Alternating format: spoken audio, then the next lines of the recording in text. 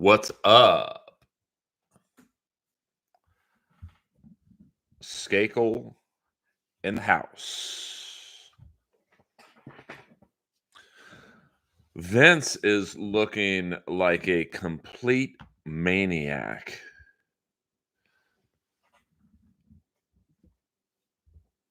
Rise and shine, Skakel heads.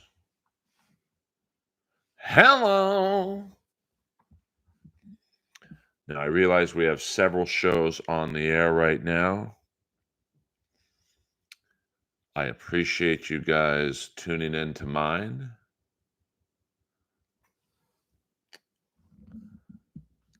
Ryan Boss in the house. Ryan Boss will be seeing me at the Comedy Store tonight. Party of 7.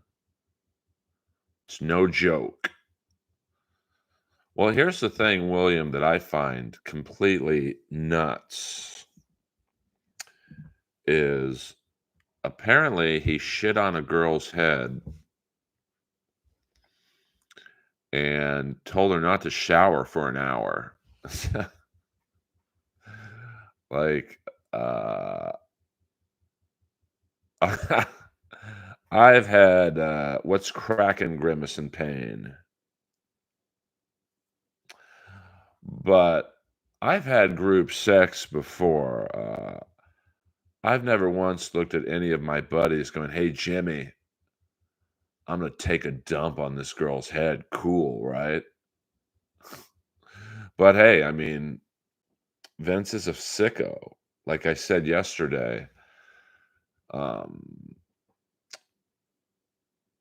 he's been accused of sexual harassment since the mid 80s when the guy, the good-looking ring announcer went on Phil Donahue and said that he was sexually harassed, I believe, by Pat Patterson. And the crazy thing is Pat Patterson still has a fucking job. So what do you think he's got on Vince and vice versa? I'm sure it's a quid pro quo, if you know what I'm talking about. But horrible timing. You got the Royal Rumble in a few hours. It might have already been, what time is it? 4 o'clock? I think the dark match is on the Royal Rumble. And I don't mean the African-American matches. Hello! I think they're starting right now, and then you've got a 5-hour pay-per-view, and all this stuff is on everyone's mind.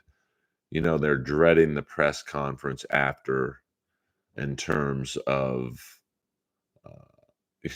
someone's going to ask a question. Meltzer, if he's there, will ask someone. I believe Pat Patterson is still alive, William Zoom. Now, I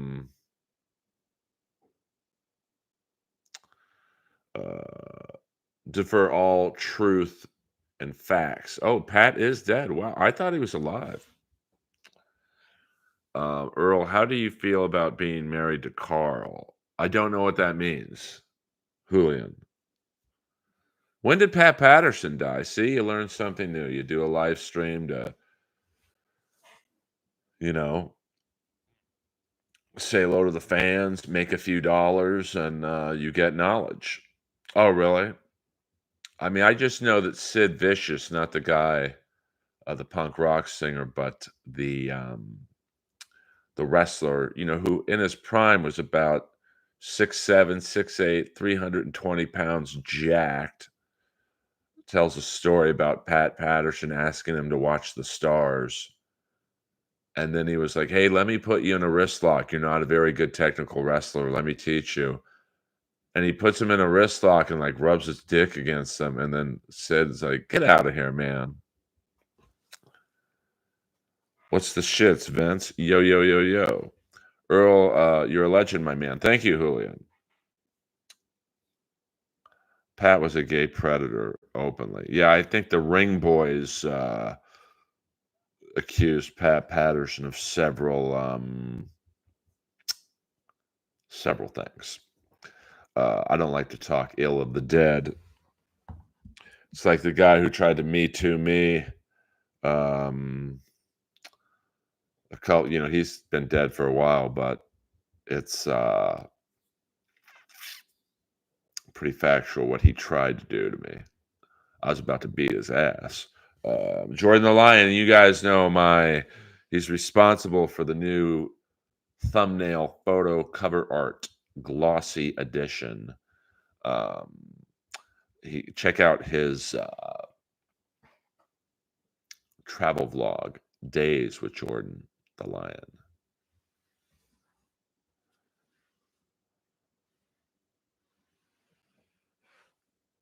Ryan, I have no idea what you're talking about, but I'll see you tonight. I am an otter in the homosexual community. Earl can do 13 pull-ups. I can't do one right now. I tried the other day at the gym. I was feeling good, getting back into lifting weights, and in my heyday of pull-ups, I could do 30. Now the form wasn't that good toward the end, to be honest with you. What up, Dave? But I was pretty good, and then, I tried the other day because had the caffeine flowing, I had the Redcon, push, vitamin elixir in me, and I couldn't do one. So, oddly enough, though, I'm pretty strong still. I posted the video in, my shorts section on YouTube of me, uh, doing 100-pound dumbbell bench press twice.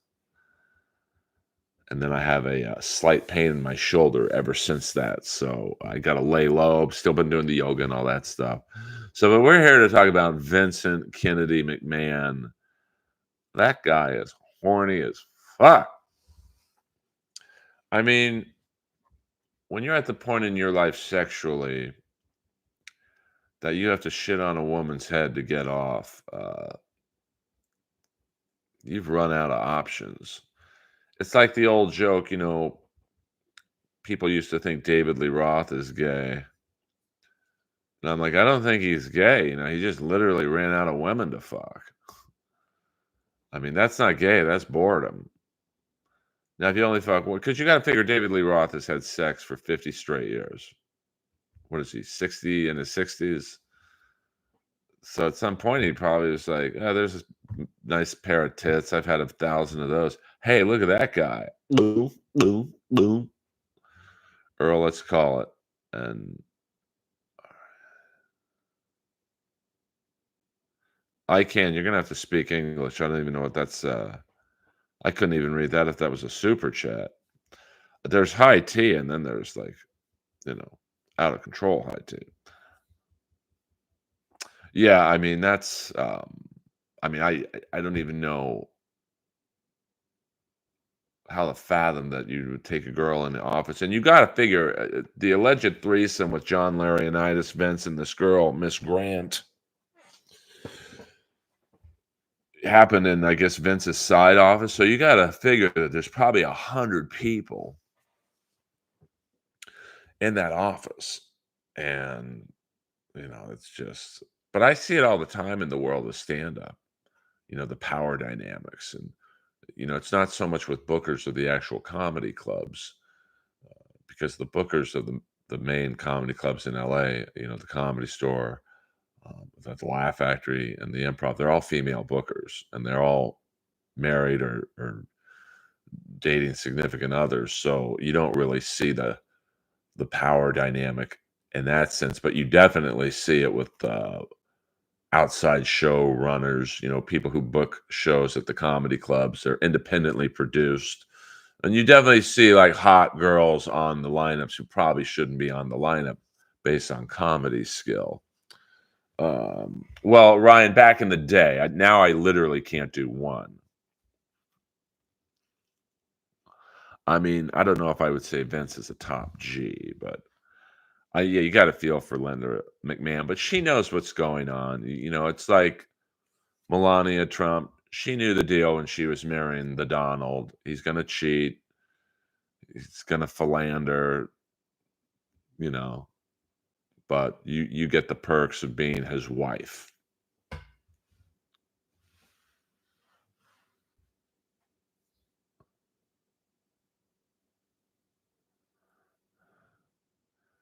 Oh, yeah, I get it, I can. Alright. Yeah, I mean, Jordan's right. I mean, you don't think Hillary Clinton knew that even from their days back in Arkansas that she, was marrying a pig? Yeah, I mean, women have a sixth sense. I mean, the times I cheated on girlfriends, they knew instantly. And the times my girlfriends, there weren't many, but, uh, they cheated on me, I knew. It's an energy. You definitely feel an energy when someone's cheating on you. It's just something different. They act different. They act different to your touch, or you act different to their touch. And, it's just, some people are willing to tolerate it for the perks of, NBA players' wives. They know what their husbands are doing on the road. And, some of the women are cheating on the husbands too. So it's not just all men all the time. Uh, Ryan Boss coming in hot with a $20 sticker. Ryan Boss will be seeing Earl Skakel tonight live at the Comedy Store. Um, I'm closing out the main room. They call it the Holtzman Kinnison Brody spot. And since Holtzman is, I believe, in Austin, Texas at the moment, I get to close out the show. Um,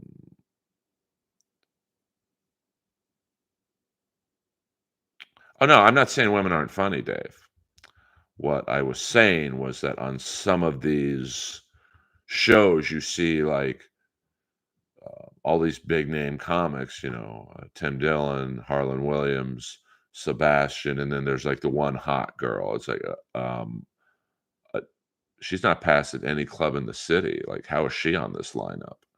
Um, it's just the way the business works because that's the showrunner trying to get pussy.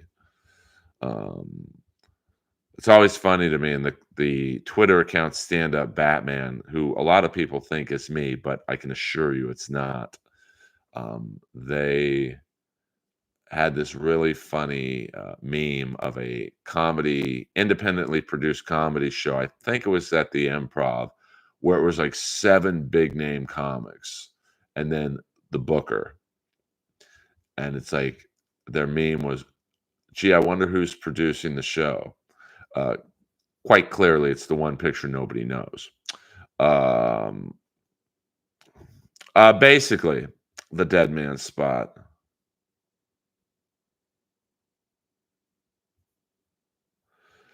Days with Jordan the Lion, $5. AEW will do some surprise for Collision tonight. It's a pretty stacked card. The Danielson match alone. Well, then thank you very much, Jordan. You don't have Jordan's an actual. Well, you guys are all friends, but Jordan's an actual in-person friend. So please check out his live streams and his video stories. It's bar none the best channel on the net for someone who actually puts in the work and takes you out at like the Ultimate Warrior's graveside and um, Shelley Winter's home, and like it's a great historical. It's almost like a historical museum tour of uh, certain people, some wrestlers, some actresses. Um, and I might be seeing Jordan March 3rd in Greensboro, North Carolina for Sting's last match. Wealthy people, not weather. Jordan, stop it. You're an actual friend. Shane Doan roast was it has advertised. It was awesome. Shane Doan was great. He came up to me before the roast and he's like, "Hey, I hear you're the dirtiest comic on the lineup." I'm like, and he shook my hand. And he's got, oddly enough, his hands were bigger than George LaRock's. They were like meteor, and he's like, "You can joke anything you want about me, Earl, but don't make fun of my daughters." And we're about the same size, and I'm like, "Yeah, no problem. You got it, Mister Doan, Mister Doan." Uh, Days with Jordan line. I'm praying Tony Khan will allow all signs in the crowd from now on. This could be hilarious. I mean, that's what I said. uh, is that this is a golden opportunity for AEW to rub a little salt in the wounds. You know, uh, I mean, my favorite wrestling son of all time, and I don't know why. It was on a Monday Night Raw, and it was just no, it was on not Monday Night Raw. It was on Monday Nitro, and this really big sign that said Vince McMahon is a homo. It's like what? But then last night, and it might have been an old Rampage, a guy on the hard cam side. Now, for those of you who don't follow wrestling, and I don't blame you if you do or don't, the hard cam side is the side where the camera is on. So if you notice, anytime a wrestler does his finishing move, he's facing to that one side where the camera's at, so they get the reactions. But there was a guy who is really smart. The sign was on the inside of the sign, so when he held it up on the hard cam side, you got to see it. And it said, "My husband has swamp ass." That's like, I thought it was funny. Um, yes, thank you, Ryan. Ryan Boss is my new social media um, mentor, Ryan and Jordan. Now, next week, I will be getting a new iMac with a 4K camera on top. So my presentation is as good as it can be until I move and get better internet. I realize, that I have been watched by the Dabbleverse shows. So, but I've wanted to have a better presentation for a long time. So hopefully you guys like the sign and the picture and this little Sting mask. 37 people in here. Hey, let's get some likes in there. Hit the likes. Hit the likes. Would Vince dump on the LA sidewalk? He'd probably dump on the sidewalk outside my condo. I mean, I've seen that. Um, well, I think AEW, you know, they're trying. And they do a lot of good and they do a lot of bad. I mean, the devil storyline is, I think, the best way to kind of critique and praise AEW all at the same time. I think that it was the best written storyline in AEW history, without a doubt. No doubt about that. I mean, I have friends of mine who are in WWE, and they were even messaging me going, "Who do you think it is?" So when your competition is interested, and these are wrestlers who don't really care about storylines and shit uh, from another company. And Earl, you're the Shawn Michaels of the Dabbleverse, just a sexy boy. I'm not your boy toy. You think I'm cute and I'm sexy, and that's all I know, to be honest with you. Um, so I think that But then, in regards to the Devil storyline, the two main people involved in it, Adam Cole and MJF, are hurt. So to have that big reveal, and I thought the reveal was good. I don't think it was great. I mean, personally, I would have done it differently, but I don't know behind the scenes what was going on. Um, but to have the two main guys hurt, you're now putting the continuance of the storyline on Roderick Strong, who is over. I told the story the other night. I was at a GCW show, and there was a guy in the front row with an Adam shirt. And for 5 hours, it was a very long taping. It basically was a pay-per-view. The main event was Andrade against Joey Janela, which was an amazing match to see it live. Um, I thought, wow, Roderick Strong's over. I mean, he's not even on this card. He's got nothing to do with this card. And that was the biggest pop of the night throughout the night. And the Kingdom, I don't know if they're over. I've never really seen them get a big pop. So, and Wardlow doesn't really make sense in that group. They've clearly already teased what's going to happen. Wardlow's going to turn on Adam Cole when he probably gets the title from Samoa Joe. I mean, maybe Jordan. I don't know. Yeah, I mean, I think it's going to be interesting. I'm happy for my friend Big Bill, who gets to wrestle Sting in a few weeks. Um,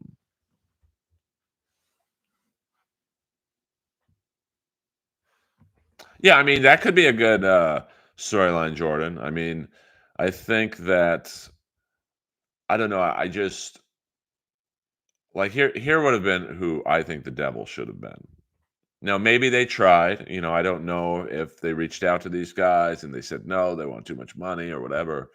I mean, Tony Khan, whether you like him or not, has not shied away from spending money. I would have had the devil be Dolph Ziggler, the henchman, and then you could play a little bit with who the henchmen were. I mean, the biggest pop I think would have been the henchman be Riddle, Mustafa Ali, and then you could throw in a wild card like a Sean Spears or Kyle O'Reilly. And apparently, Sean Spears was one of the Devil's henchmen in one of the sketches.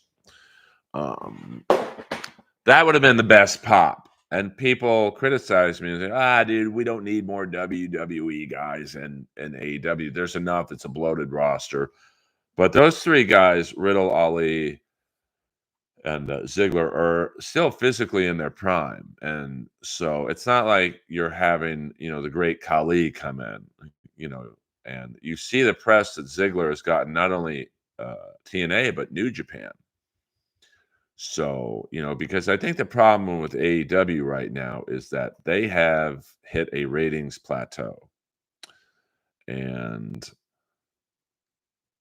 they have to figure out a way to get WWE eyes on their product. And that would have done it to have those three. And someone said to me, my wrestler friend in WWE, he's like, bro, that would have made no sense. There's no beef between any of those three and MJF. It's like, you have a writer, make it make sense. Maybe you have it. Adam Cole brings in his buddies from WWE to take out MJF. I mean, there's a million ways you could have spun the storyline. So, I mean, I think, and I did like, and I don't know if they did this on purpose. Like, if you look at the first crew that attacked Jay White, they were smaller guys. I mean, the devil in that sketch was really slender. And then in when they attacked the Acclaim, a little bit bigger. The devil was a little bit, I think there were three devils. And then in the Hangman Page attack, the four guys, especially the devil, were big. I mean, I could definitely see Sean Spears being in that sketch. And whoever the devil was pretty jacked. So, we'll see what happens. I mean, but that's AEW's problem is like some of the storylines don't add up.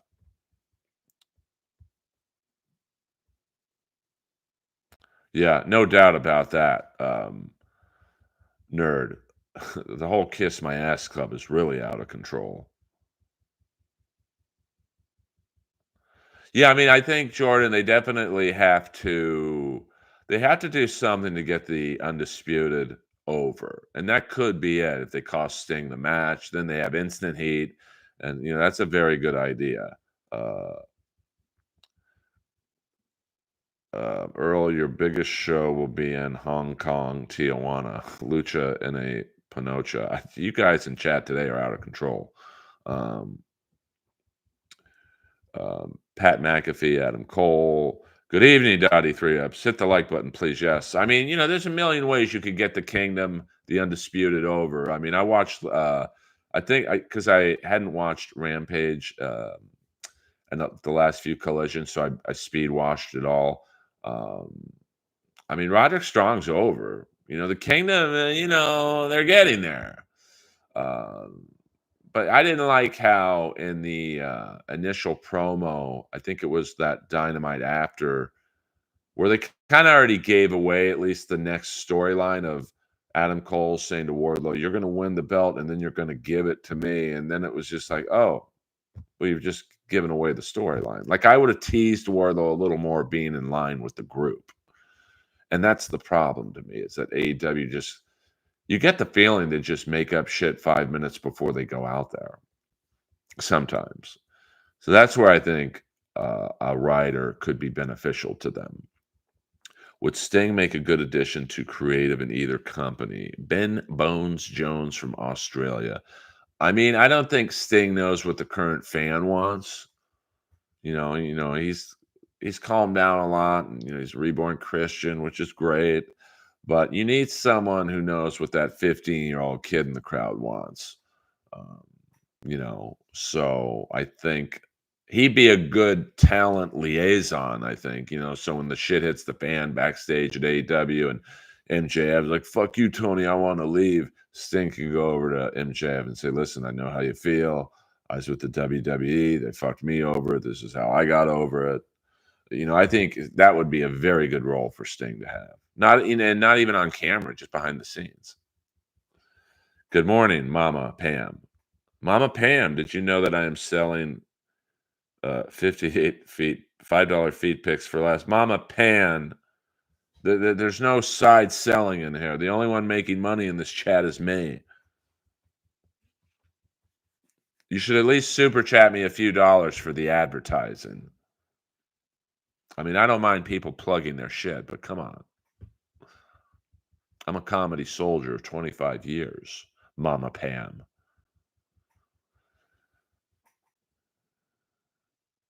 I mean, I like Jay Lethal, but I don't know. I mean, they've had Jay Lethal lose so much that it's really not. I don't think too many people care what he does. But Mama Pam, uh, free samples or not, I'm not clicking. Thank you, Nick. I mean, I always ask for permission when I plug my stuff in other people's chats. Like I was on Win by Two's radio or podcast before this. I said, "Hey, man, I'm going live. Hope that's cool." I mean, at some point you got to go live. I mean, I've had this stream in the works for 24 hours, and then I saw Win by Two was on, and I'm like, fuck, man, I don't want to. And I don't think they care about me taking 33 people from them, but um, you know, you got to go on at some point. Send Sabu the link. I work alone. Julian Huerta. Uh, yeah, I mean, they didn't even, see, that's what I'm talking about with AEW. Like Satnam Singh has not been on TV for weeks, and there's like no mention of him leaving. There's no, like, he's not, maybe he's hurt in real life, but, at least have I don't know, something. Like they're misusing that guy because he played in the NBA. So, he's athletic. Am I saying I want to see him do a Hurricane Rana with, I don't know, Powerhouse Hobbs? Actually, I would like to see that. But you'd think that they would kind of explain, hey, he's gone to Mumbai to, I don't know, find himself or, yeah, I mean, dang, Mama Pam. What's his stream? Whose stream? No, yeah, no friends in this business, in comedy or wrestling. Actually, comedy and wrestling are very similar. People get fucked over all the time, and you're just told to take it. Unfortunately, I didn't get that memo. I don't take it, I give it. So, I'm not sure if I'm watching the Royal Rumble. I've been offered several free streams. It's hard for me to want to give Vince McMahon money. So I'll probably just watch Collision for the wrestling signs. I wanted to. There's a lot of good AEW shirts right now. Someone had one on last night, one of the shows I was watching. I really like Roderick Strong, so I'll probably get an Adam shirt. And there was one in particular that I really liked. I'm sad they took away. I'm sure HR was it the Undisputed had a punch him in the wiener shirt. That I noticed that shirt didn't last too long on Pro Wrestling Tees. I might be in North Carolina. I looked up plane tickets last night. I fly first class. I don't fly in coach with the pores. Uh, it was, I think, $1,800. Now I'm going to try and get a friend of mine with AEW connections to get me a free ticket for the event. And then I got to stay in a hotel for 2 nights or at least one night. So, it's not a cheap endeavor. So send in those super chats. No, I'm just kidding. I'm not panhandling. I've told you from day one, I will never ask you guys for money. Speaking of money, let me thank my contributors, my tippers so far, my fan funding. Ryan Boss, and Days with Jordan the Lion leading the way. I appreciate that. Um, you know, as William Zoom said, I'm your bartender. If you like what you see, tip me. If not, ask questions. You scared of RE with no, I'm not scared of RE Emanuel. I never met the guy. The steam room one when you're done. Well, Ryan, I'm gonna tell the steam room story tonight at the Comedy Store. Come on, you ham and eggers, throw Earl a few bones. See, that's Jordan asking for money for me. I mean, Pam, who was it? Pam Spam, or what was this? A twat's name, Mama Pam, advertising in my chat, trying to get people to go to your OnlyFans. That's against the stream rules of this. Ain't the Dabbleverse stuff. This is the Earlverse. There's protocol. F lift shits, 100%. Pam Sam, I don't know what her name was. Is Jordan the Lion going to? Yes, I know. He nationalist. He will. I'm having so much fun streaming that I'm not going to lie to you. I don't make any money on my podcast, so I've lost the desire to. Um, I agree with you, Jordan. I've lost the desire to do the podcast. 362 episodes. I've literally never made $1.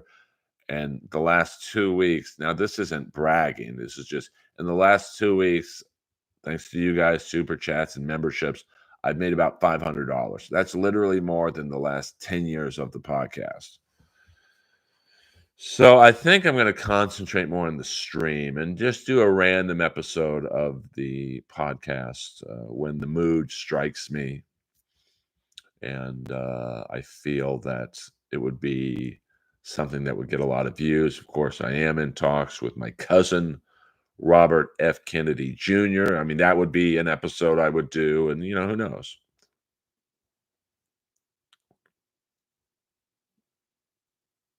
I mean, ghetto, I always said that, there should, it's a he said, she said, the Vince stuff.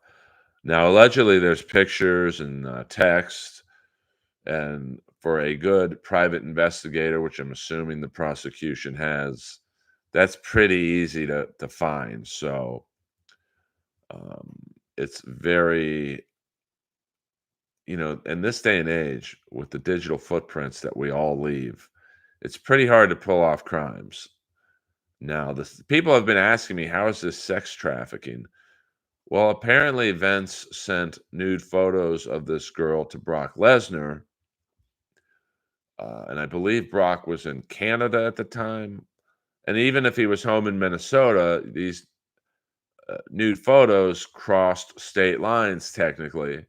And that's where the sex trafficking comes in. Now, my friend who's an elite lawyer is like, that's going to be hard to prove. Um, I mean, that has to be airtight.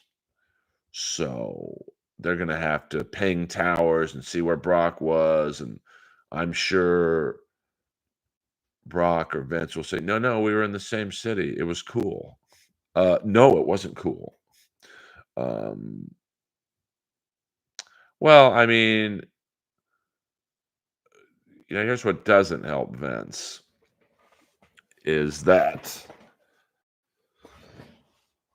he's got a pretty bad reputation with stuff like this.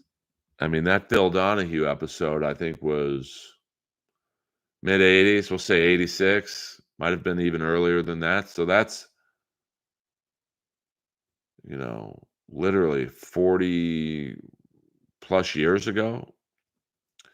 And, I think this whole case started. This goes to show you with the money and the payoffs. She signed a $3 million NDA. Vince gave her $1 million and then stopped paying. And she was probably like, hey, man, fuck you. Pay me the other two or I go public. So I hope it was worth it. Vince, you saved $2 million, but now you might take down your company.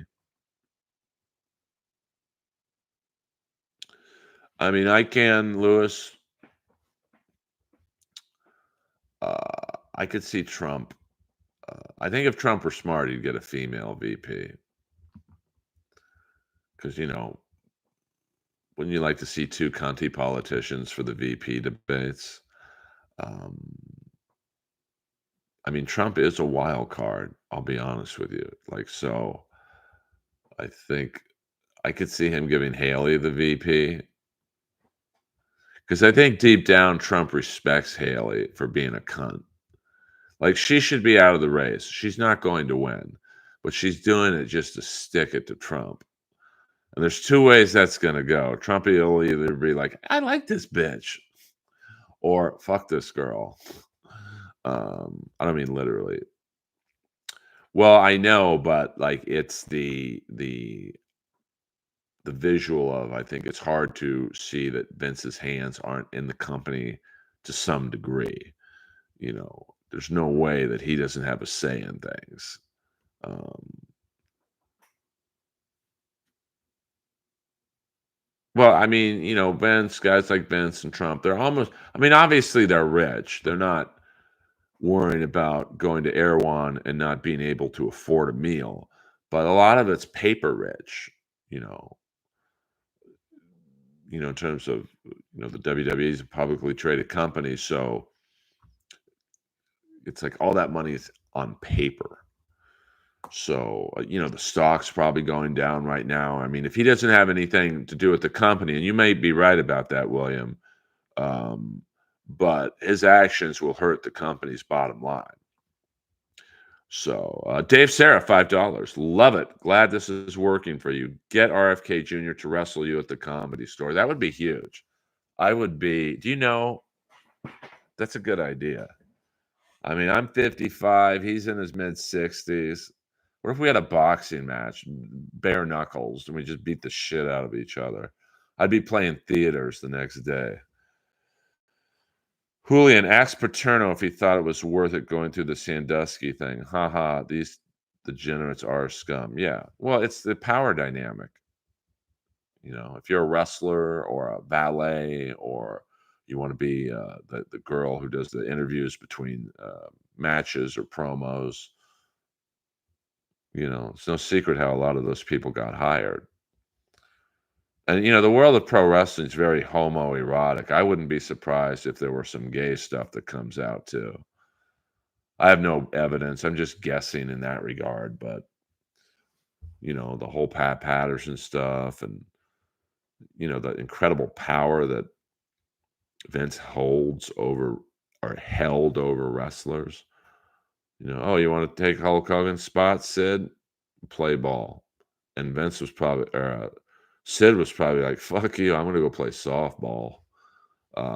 Which is why I was talking with Jordan last night. I was like, "That's why I kind of respect the Ultimate Warrior." He's like, "Fuck you, Vince.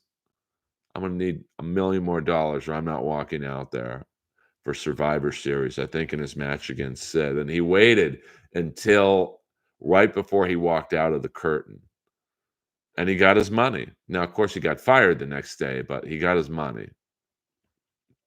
Now, I'm not down with some of the Ultimate Warrior's political speech beliefs, but um, I always respect the guys who stick up for themselves. Um, I mean, I don't know about that, William.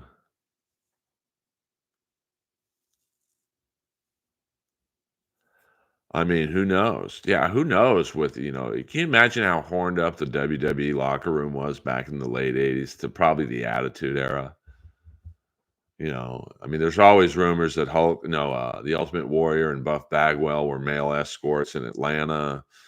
You know, so can you imagine like Shawn Michaels? I mean, those guys, Kevin Nash, Hall, Hogan. You imagine the girls Hogan must have porked in his prime. Warrior was pretty big ladies, man. Hey, speaking of the Warrior, this is kind of a sad note, but Monday night I'll be on the ID channel talking about a woman who used to date the Ultimate Warrior, my good friend Lori Adana Nessie. She was tragically killed by her husband, and her episode of Death by Fame on the ID channel is Monday night. I am interviewed on the show a fair amount, I believe. So, I'm sure George the Animal Steel did get pussy back then. Oh my god, can you imagine the drugs that Shawn Michaels, Warrior, I don't think Sid did drugs. He seems like a pretty straight, laced dude. I mean, maybe roids because he was pretty big at the time. I'm sure Hakeem got pussy. Um, yeah, I might. I might live stream. I mean, it'll be sad. I'll probably cry when I watch it. She was very cool. And it was done in my interview was done in, like, this old Catholic church in Pasadena, so it was, like, a weird really weird setting, so, I mean, it's a weird thing to plug, "Hey, check out the TV show I'm on," that my friend was they're talking about her murder, but, I got into it with some people about the death penalty because of that guy in Alabama, Kenneth Smith.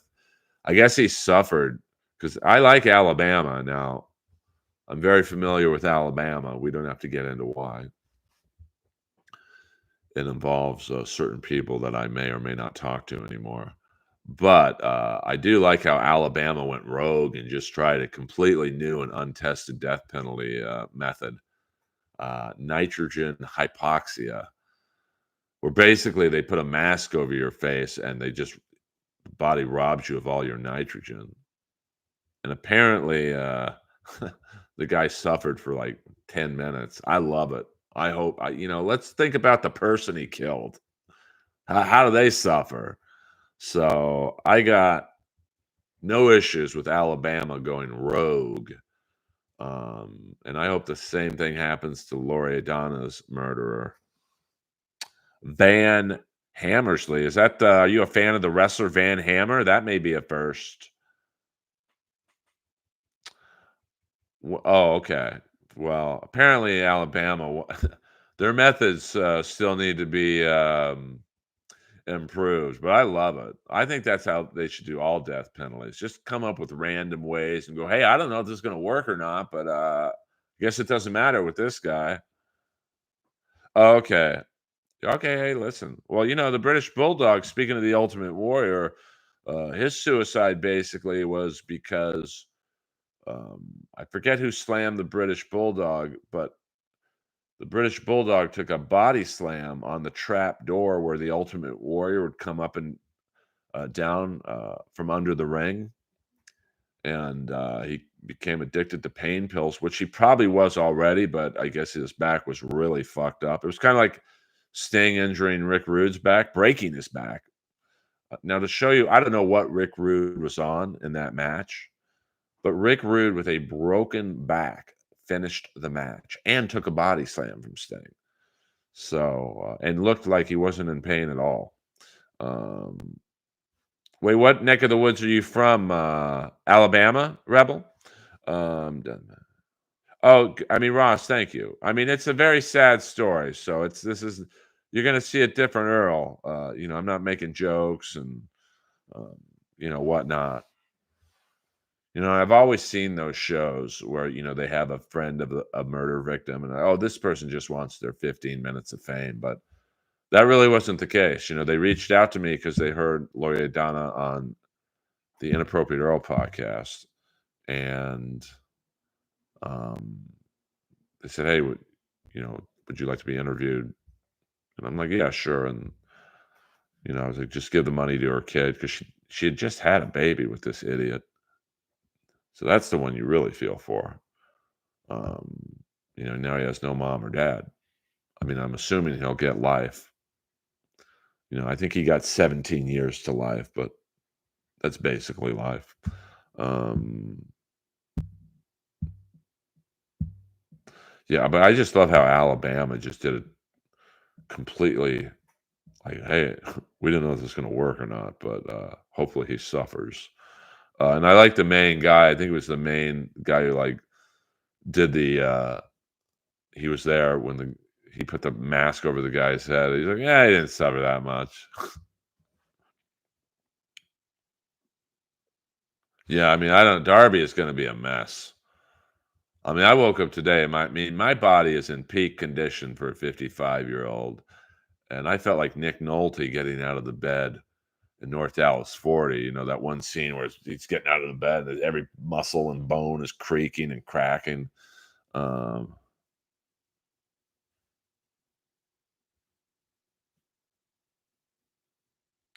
well, I mean, yeah, who knows, Mr. Alex?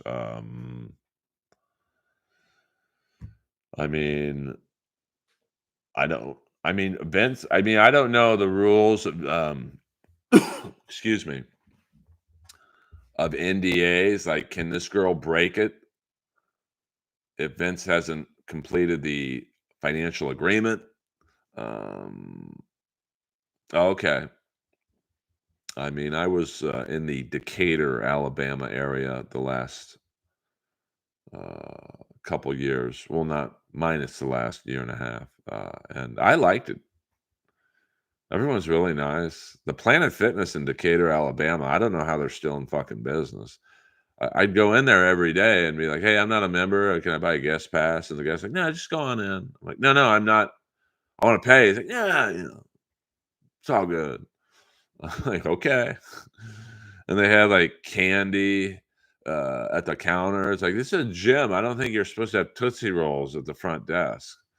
Um, I mean, Darby is just like, his spine is going to be just. He took a bump the other night. Like I said, I bankrolled all the Rampage and Collision, so I'm not sure which one it was on, but man, it was just insane that you just saw his spine just go like that. You need to sleep more. Well, I do sleep a lot. I just sleep at weird hours. Um, I take naps. Like I have a spot tonight at the Comedy Store, so I'll probably, I'll finish this stream in about 15 minutes. I like doing hour streams. I want you guys to want more. Some of these streams, I don't know how they do 3 to 5 hours. I can't do that. And I realize that you probably make a fair amount of money doing that, but I just I can't. I'd rather walk Lois, make whatever I make in an hour stream, and be happy with that. I am cool, Stagwar. Encyclopedia Earl. Yeah, well, more, yes. More, yeah, more or less. How is Neptune's net? I don't know what that is. Uh, I do watch Maven's. I don't watch the podcast. It's just YouTube clips of, like some of the interesting things, how he made money and what he could do and what he can't do. Thank you, Ben. I probably picked up in the last 5 months about 100 new subs a month. Um, I think for a while I got lazy because for the last couple years I had 1,500 subs. Now I don't know how many of them are real. I'm assuming they're fans or whatever. I mean, as much as I hate Roast Battle, I did get the majority of my Twitter followers from Roast Battle.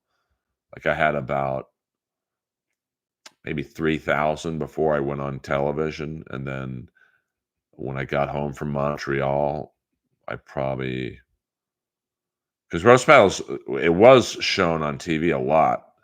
And now it's on Peacock, I think, and other channels. So I picked up probably about 8,000 followers from that. And Plato's Retreat. I want one of those T-shirts. I know there's some on eBay, but I want a real one. I want the ones with the bedazzlers on them, like Jesse Ventura would wear to the ring. Why so monotone? It's my voice, bro. Monotone Earl. Darth Vader. I'm like Darth Vader. Well, Calrissian, is he alive? Um, which is funny because I actually go up for jobs against James Earl Jones. Now, obviously, he doesn't have to audition; they just offer him the gig. But he is in his 80s, so sometimes I get the gigs that he says, "I'm Darth Vader. I don't need to do a CarMax commercial, bitch." Yeah, subs, please subs, sub if you haven't, like if you haven't. I appreciate whatever you can do. Like, listen, I'm not panhandling, asking you guys for fucking money, but there is a lot of free stuff you can do to help if you like what I deliver.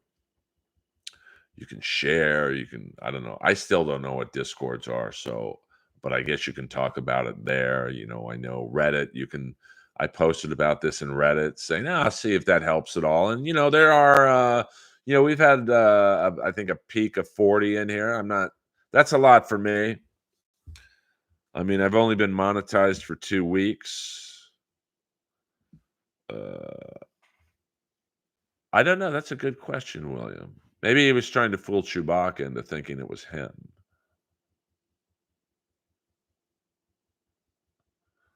Well, I mean, I do think The Rock could win, which would be really fucking scary. Actually, Stagwar, you must not be a real fan of mine. If you know, I'm straight edge. I've never had a drug or drink in my life. Um, I've never had a cigarette. I've never smoked marijuana. Uh, but nay, no, and we'll have no Kate Quigley talk in this Dabbleverse. That's a $50 question and up. I've had to tier the questions. You notice how nobody talks about the Dabbleverse in here? Because I've made it a law. It's $20 and up for any Dabbleverse questions. We can talk about wrestling, hockey, movies, pedophiles, rapists, which is really talking just about comedy. And, but no, we don't do the dabble in here. And people are saying, like, you've been on MLC. Just because I've been a guest doesn't mean I want to do a stream about Stuttering John or Joey C or who else. Now, if Joey C did indeed have a heart attack, I do hope he gets better. That's what the Dabbleverse does to you. Wait till I get paid. For what? Do you ever do a John Hamm impression? I don't do really impressions. Really, the only impression I do that is spot on is the Indian from Predator.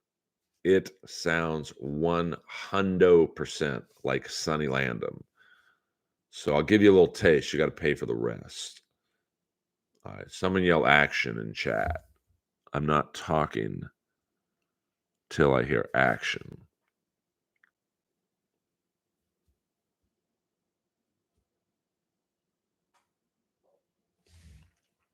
Major, you better take a look at this. Blaine's body. It's gone.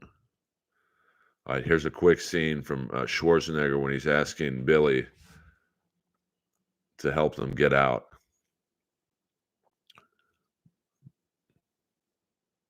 Billy, find us way out of this hole. The only way, Major, is through that valley through the east. But I wouldn't waste that on a rope dick dog. A rope dick dog. Like, what the hell does that mean? ACDC 5150 $1.99. I sent you a couple gifts to your comedy club you go. Well, I will be there tonight. So I don't know when you sent them, but thank you very much. Of course, people ask me all the time, Earl, if we want to send you something, can we get your home address? I said, well, that's a trick question. Yes, you can send me something, but I'm not giving you my home address. There's too many wackies out there. Not that I think my fans are wackies, but there are some trolls that I don't want showing up to my unit. So if you ever have something like a wrestling doll or whatever you want to send me, send it to the Comedy Store, care of Earl Skakel, 8433 Sunset Boulevard, West Hollywood, California, 90069, and I will get it. You are late, Spurks Nate. How dare you? But thank you, ACDC, for the $2. It's always appreciated. And some exciting things going on in the Earlverse. And once again, thank you to Jordan the Lion he made my new Earlverse thumbnail that I wanted to use the same picture for all streams. And Jordan, in about 2 minutes, did it. Jordan is a doer. Most people would have bullshitted me. Yeah, I'll get on it. I'll help you out. And then nothing. Jordan is a doer, and I will be taking he and his significant other out for dinner if I go to Greensboro, North Carolina, March 3rd to see Sting against the Young Bucks, partnered with the great Darby Allin. I did look up flights last night on Delta, and man, there's only one nonstop. The others are like, and the way Boeing builds fucking planes, I want to go one stop, Greensboro.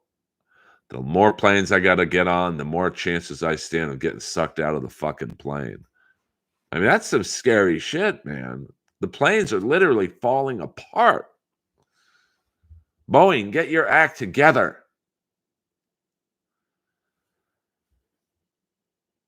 Well, no, I mean, I do have like my friend, and I forgot who sent this to me. And if you're in chat right now, it's one of the great moments of my comedy career. Well, here's the greatest moment. And Jordan was there to see this. As I got to the convention hall, the Ric Flair roast, my man Stephen K, who did an amazing job at organizing and putting together the Ric Flair roast, he comes up to me and he gives me my money. Before I got to do any jokes, I got paid. And then he's like, "This is just a small token we're giving all the roasters. The one of one, this will never be sold. This will be buried with me when I die." The Earl Skakel wrestling doll. Kind of looks like me, to be honest with you.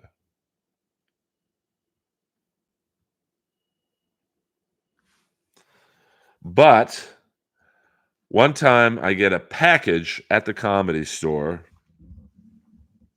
and I open it up. You guys know my love of certain wrestlers. The Madman from the Sudan.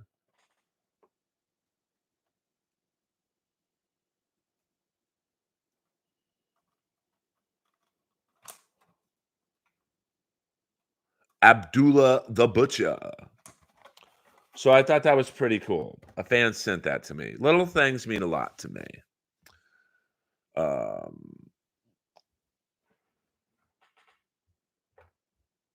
As a matter of fact, the only thing random guy that I was disappointed in was I had to actually pay for this at the Ric Flair roast, but I wanted it really bad. The Eric Bischoff doll. What am I, Ray DeVito, showing you my wrestling dolls? Hello. So, yes, he did remember me. Hey, Earl, first time, long time. What number entrant are you in tonight's Rumble? I'll be hang up and listen to your answers. Yeah, that's a sports talk radio caller there. I'll be number 69. Pew! Boeing is worried about social justice. They don't have time to worry about building the doors on. I mean, that's fucking scary, man. And can you imagine if that happened? Say the plane was going to Hawaii, like, and they're halfway there, and like, there's nowhere to go. Even if you turn around, you're still got a 2.5-hour flight with the door open. And the little kid, his shirt was sucked off. If he was sitting one seat closer, he would have been flown out the fucking. Do you know how many times I fly in the exit row for the extra? Well, actually, I fly in first class. You guys know that. I just lied to you guys. I don't fly in the exit row because that means you're with the poors and coach. Coach. By the way, AEW has a MJF pullover hoodie, but my head's too big. And it just says, "I'm a poor." I really want to get it. So I might have to cut the front so my cranial matter can fit through it. Can you read out Vince's statement? Be fair. I don't know. I'll do that tomorrow night on the stream. Sunday night, 7 p.m. The Earlverse flagship stream. You know me, 7 p.m. Sunday nights. I might do it a little earlier from now. I'll do one more at 7 p.m. this week. And then, I know I have my East Coasters who are going to sleep on a Sunday night at 10 p.m. So, I'm still trying to, you figure out the algorithm. I realize that I go on all over the place, and I'm just trying to figure it out. I want to put the best presentation I can.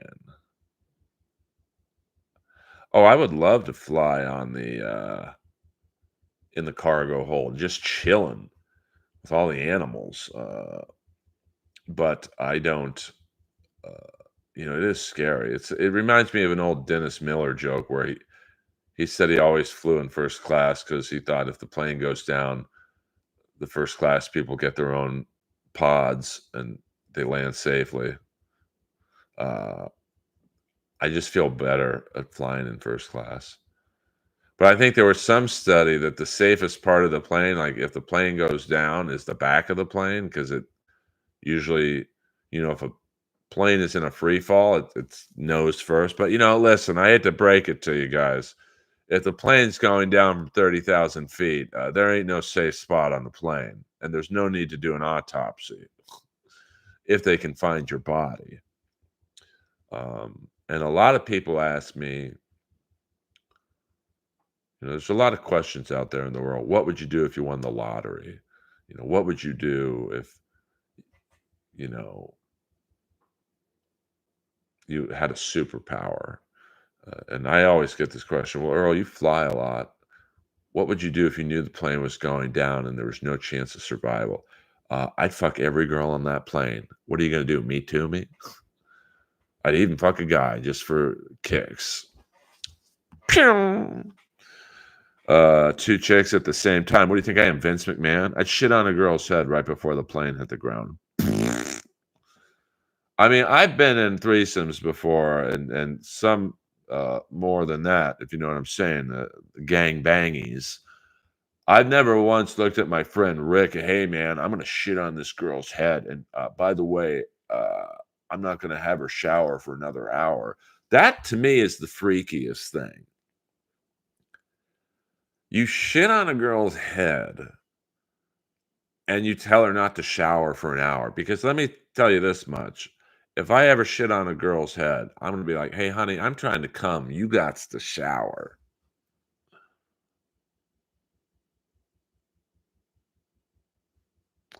Well, you know, the biggest mistake I did was watch that TV show, Air Disasters. And then I started, what they do is they reenact plane crashes and they do it based off the cockpit voice recordings. But if you go on YouTube, you can actually find the actual voice recordings, and you'll go down a rabbit hole. You can't stop listening, and it's so horrifying. And the funniest thing are the comments. Like there was one, um, and you learn a lot. Like watching air disasters. Like I had no idea that once the plane hits 130 knots, you have to take off, no matter what happens. Like there's no time to stop. You're running out of real estate. So, there's this, I think it was in San Diego, the pilot, they're taking off. It's, hey, we're at 110 knots, 120 knots, 130 knots. And then you hear the co-pilot go, oh shit. And apparently there was a dump truck at the end of the runway. And then the pilot says, fuck it. And no, I was not the pilot.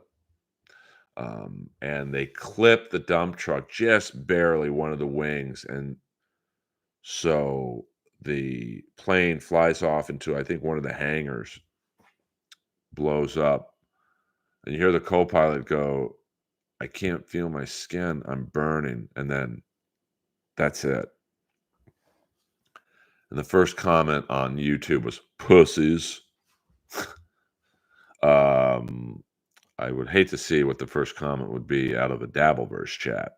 I thought I was a freak listening to Antarctica disasters. Jack, well, no, I did like air disasters. It actually helped ease my fear of flying because you realize that a plane crashing is pretty impossible. When you think of just in America alone, there's probably, 50,000 flights a day. So you add that up over a year, literally millions of flights, and there's probably under 5 plane crashes a year. in America. Now, and then if you add what worldwide, how many flights there are, is probably I don't know. Let's just say 500,000 flights. If you count every airport and small, big, large, medium size. So let's say I'm right on that. 500,000 flights times 365 days a year, and there's probably, I would guess, under 100 plane crashes a year. So you know, so the flying's actually pretty safe. I think, what my biggest fear of flying was, it's just you don't know who's touched that plane. Like, all it takes is for like a couple screws to not be bolted in correctly and you're fucked.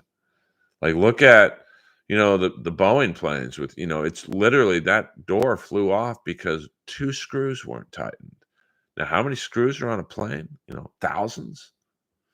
So, I don't know the mechanics. I don't know the pilots. I don't know uh, anyone who had anything to do with that plane getting off the ground. Like, I don't like getting into an Uber because I don't know the driver.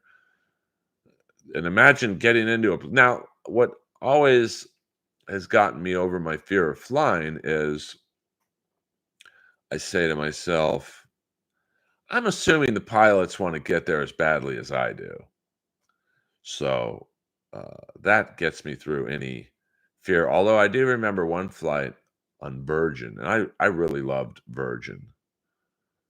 This is when I was dating Gail, and we'd fly to her hometown of Doylestown, Pennsylvania. And we would always fly Virgin because Virgin was like a nightclub, the neon lighting inside the plane, the house music when you check in. And I remember one flight, both pilots came out of the cockpit. I'm like, what are you guys doing? Like, oh, we like to say hello to the people in first class. Well, you say hello when the plane lands. Um, I mean, I've never really had a close call on a plane that I know of. Um, I mean, I think, and ironically enough, it might have been the first plane ride I ever was on was to Florida to visit family, and I just remember the plane had to circle the airport for like 2 hours. So I'm sure there was something going on that I didn't know about, but luckily I've been pretty uh, lucky on planes. Now, when my dad's company, they had a private plane. It was a Convair, and then we would fly all over the country with my dad in it.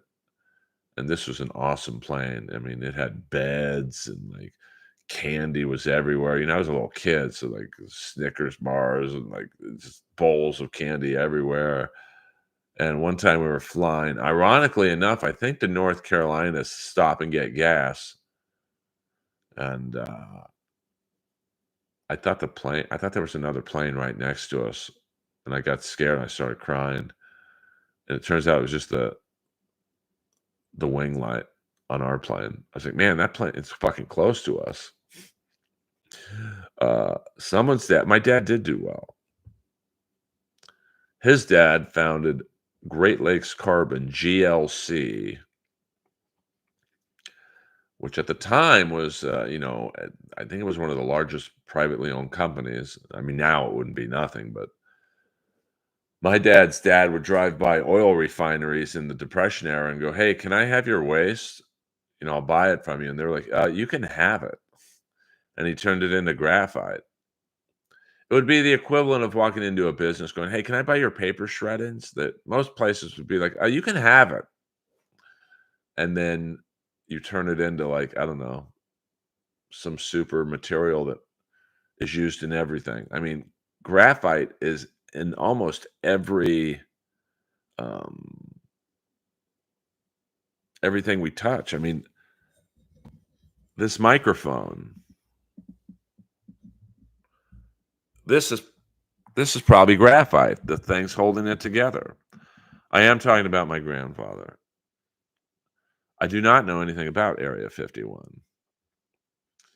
Golf clubs, graphite. Cars are not graphite, but there's certain elements in them that are graphite. Um, this computer table, the brackets, graphite. And if it wasn't for my dad,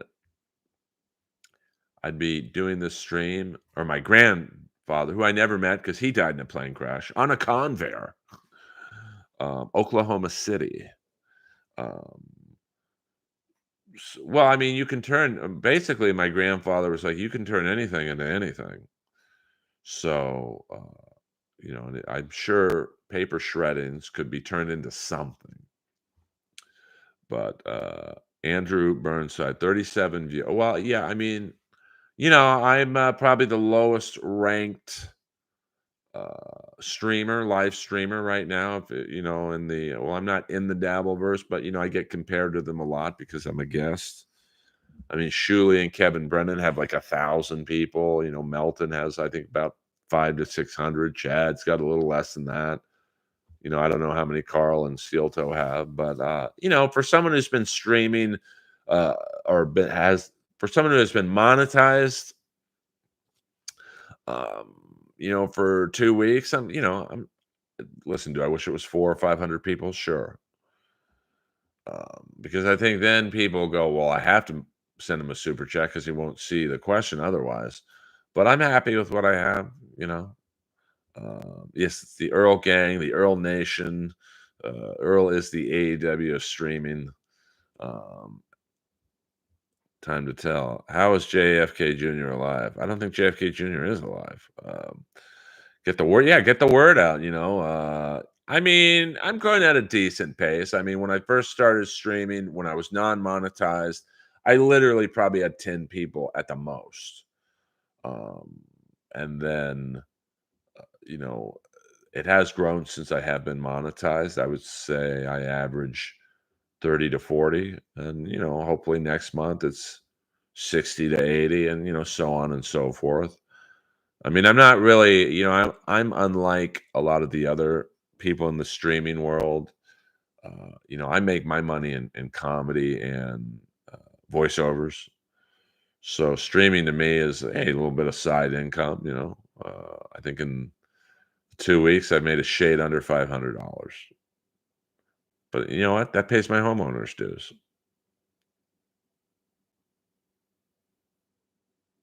ACDC 5150. A lot of people have been asking me that. No, my Wi-Fi was acting up, so I was just like, I'm out. I texted him and Dixon right away. I said, "Hey, my Wi-Fi was chopping." Um,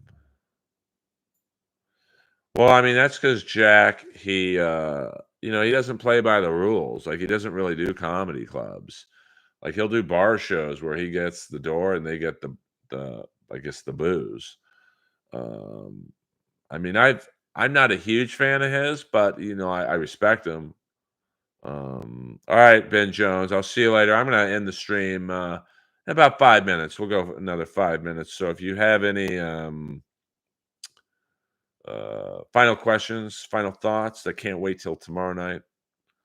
Um, Ask him now. Yes, random guy. The special I think will do well, and I will be relying on online support. Not financially, but like people sharing and retweeting and whatnot. Um, so I hope people like it. I mean, nowadays, so many of my friends release specials and just nobody cares because they're just all at a club or a theater, and it's just the specials are good, some aren't, but it's just like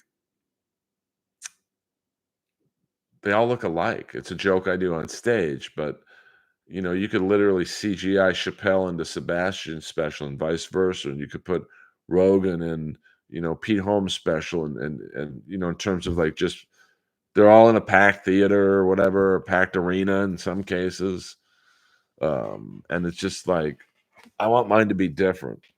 And we've already filmed the opening, and the documentary maker Pistol Pete said this opening is genius. I'm like, why is that? It's just I'll give it away. It's an homage to the film Cobra.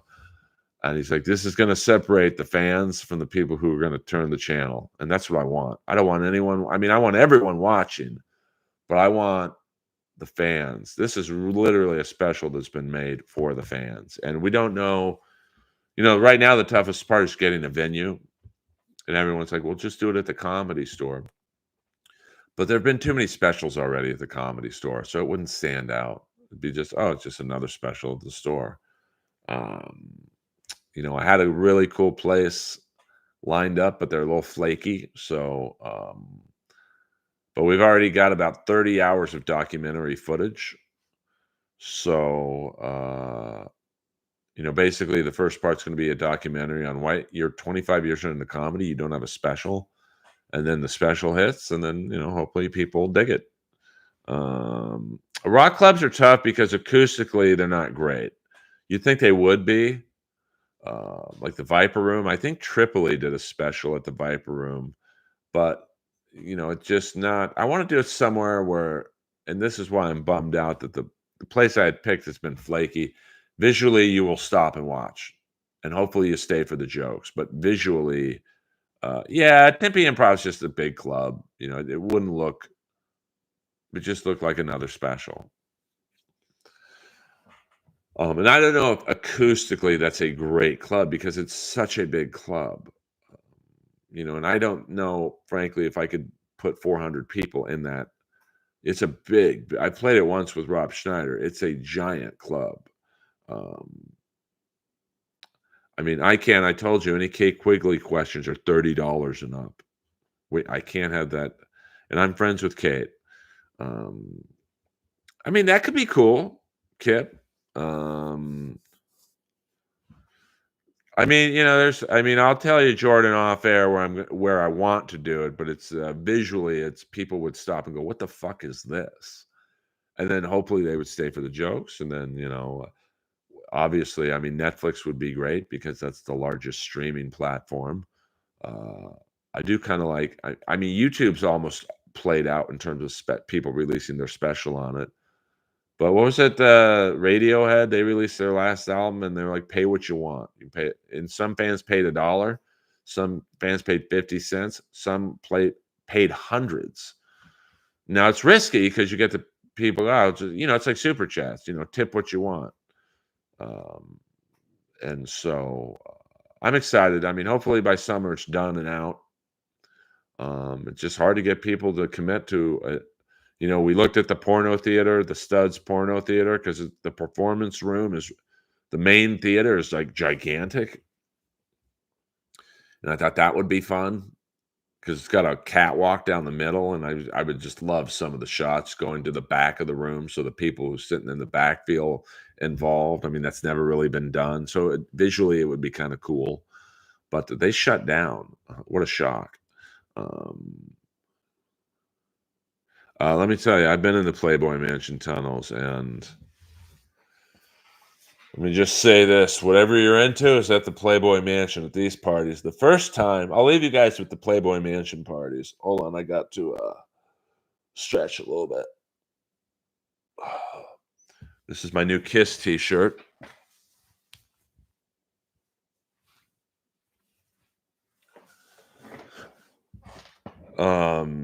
The first time I snuck into the Playboy Mansion, my friend Monty, who now sells like $20-30 million homes. Hey, let's get to 50 likes. I've never done that before. I'm all about plateaus, levels, whatnot. Was my friend Monty. And Monty is like, I now know why he can sell 20, 30, 40, $50 million homes. Because he can talk anyone into anything. So he calls me up one night. Now, Hefner had been married for 6 years. So he hadn't had the lingerie party because I think his wife was like, hey, those days are over, Chief. She thought she could change him. Yeah. So he gets divorced, of course.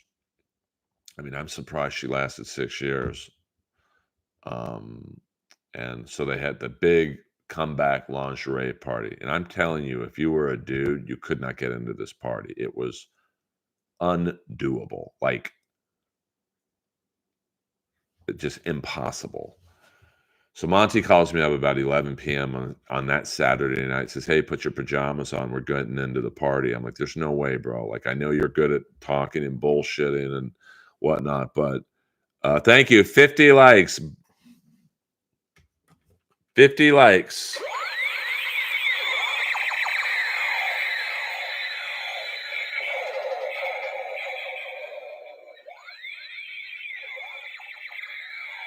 An Earl live stream first.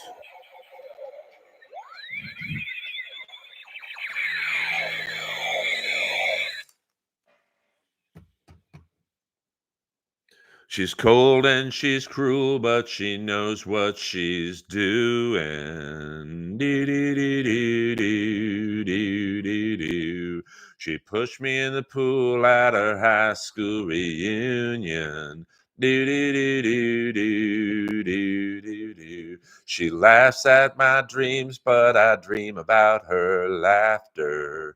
Do, do, do, do, do, do, do, do. Here comes the high note. Strange as it seems, she's the one I'm after.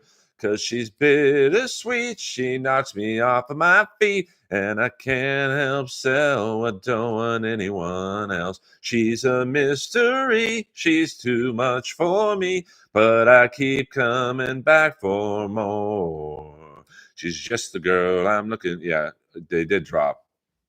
Bad call, Jordan. I lost one like. Someone literally took a like away from me because of my deep baritone.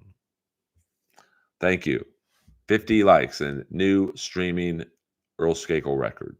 51. We're back. We're back. We're back. Monty says, "Hey, put on your pajamas." I'm like, "Bro, we're never getting in. Like, this is the toughest party in basically the history of the world to get into." Every guy in Southern California wanted to go into it because you knew how much pussy would be there. So I put on my pajamas. We get in Monty's car. Monty drives. There's a line of probably 20 to 30 cars here in my cars. And each car has two Secret Service guys going both sides of the car going, "Get the fuck out of here. You're not on the list. Next, get out of here. You're not on the list. Hi, I know Hefner. Get out of here. You're not on the list." And then this hulking door guy, we're next car in line, looks at Monty, and Monty, with the coolest delivery, is like, "Yeah, man, Slick said we're good. Okay, guys, enjoy the party." Like it was that easy. And then we get up, we go up the driveway, and if you've ever seen the Weezer video for Beverly Hills, you pass that big lawn area, that's to your left. And we just see a bunch of people in civilian clothes waiting in line to get in. And the valet guy opens up the door. I'm like, "Monty, let's get out of here. We're not going to get past that line." He's like, No, they're not getting let in because they're in regular clothes. You guys are in pajamas. You're cool." And he's like, "Have a good party, boys." So we get up there, and the first thing we see is Pauly Shore. I'm like, "This is a good party." And we get into the main, like not the living room area, but the main entrance. And these three girls each had bigger tits than the next. Look at me and go, "Hi, who are you?" And I was like, this is what my brain was like.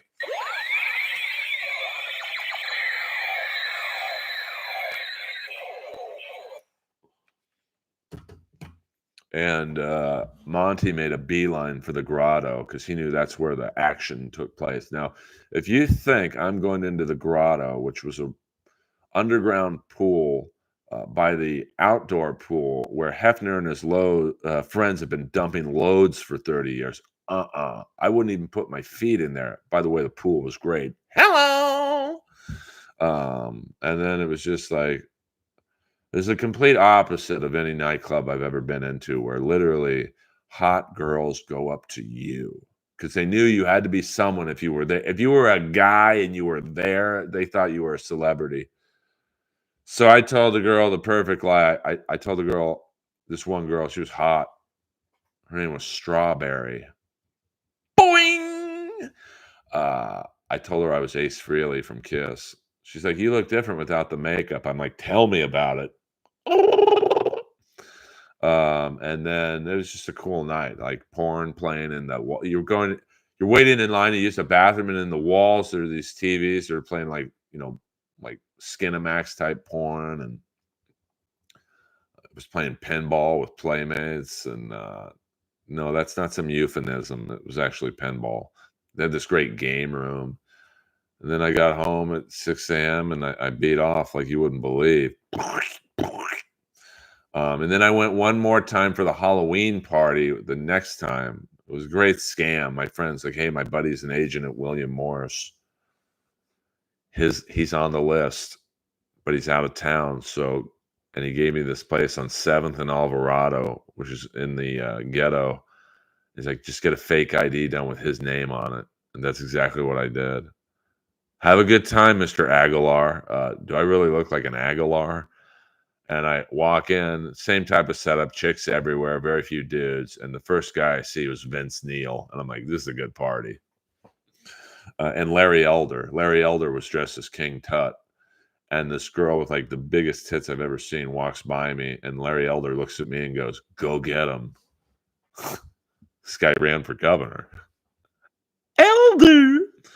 So James Caan was my neighbor in Bel Air and a frequent Playboy Mansion regular. So guys, I'm gonna go now. I gotta walk my dog, Lois.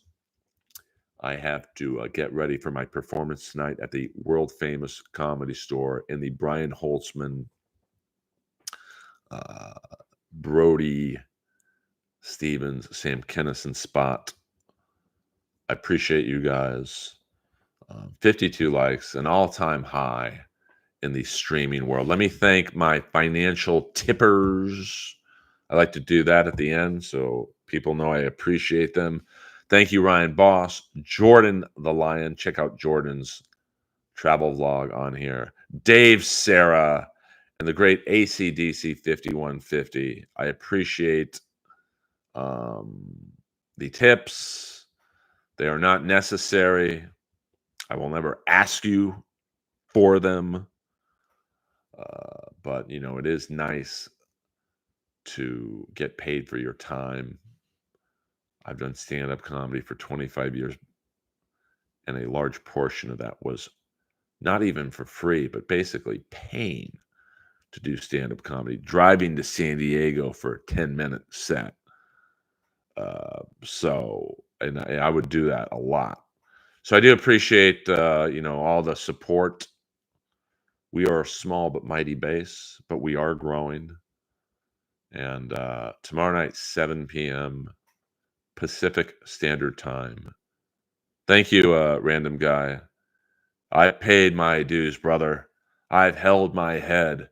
And the reception I got when I came out here, you fans can stick it, brother. Because if it wasn't for Earl Skakel, you people wouldn't be here. If it wasn't for Earl Skakel, Adam Egget would be selling meat from a truck in Minneapolis. And if it wasn't for Earl Skakel, all these Johnny-come-lately comics, they wouldn't be here either. I was selling out the belly room while you were bumming gas to put in your car to get to Sal's Comedy Hole. See, that was an improv ripoff of Hulk Hogan's Bash at the Beach speech. Sorry, Jack Burton. You're a little lost in the sauce there, Jack. Brittany, thank you very much. A frequent contributor to the Inappropriate Earl. This actually isn't even Inappropriate Earl. This is Earl Skakel is a jabroni, but yet you've been listening to me for the last hour and 15 minutes, so you're the bigger jabroni. I knew you were a troll in disguise, Julian Huerta. Longest relationships. Are you and him still boring Pachum? I don't. You guys better go back to the Dabbleverse, man. You got to hit me with something harder than that. Pew! Mama. See, you guys think you can upset me. My mom wants to date you. Well, send her to my Instagram, Earl Skakel. Let me get the plugs in. I'm on all social media. Julian, I don't understand you. Why would you listen to me for the last hour and 30 minutes and then call me a jabroni? All social media, right there. I'm crazy too, Jack Burton, but that's okay. I'm just kidding, Carls. I'm just fucking around. I'm having fun with this. You guys are good to me. I'm good to you. The trolls don't really bother me because I don't really engage with trolls online. I have an open offer to anyone who wants to troll me. You can troll me. But if you want me to react to it, you troll me to my face. Like tonight, I'm at the Comedy Store. Main room, 12:15. And because everyone runs the light, probably be closer to 1. But if you want to troll me, come in the back, come in the green room, and say whatever you want to say to my face. Not so I can fight you, but I just think it takes a lot more balls to say this stuff to someone's face. So on that note, this has been the Earlverse. Checking out 7 p.m. Sunday night, tomorrow night. I love you all. No thoughts on the Getty Museum tunnels. I'm hitting the end stream button. So I do not go to Spokane, Washington. It's got to pay. For me to do the road, it's got to pay. And I'm not known enough for it to pay. I'm just kidding, Julian. I'm kidding, Julian. I'm kidding. I love you too, Earth sucks. I love you all. Troll away. Comment. It helps the algorithm. But I won't respond to it unless you are in front of my face.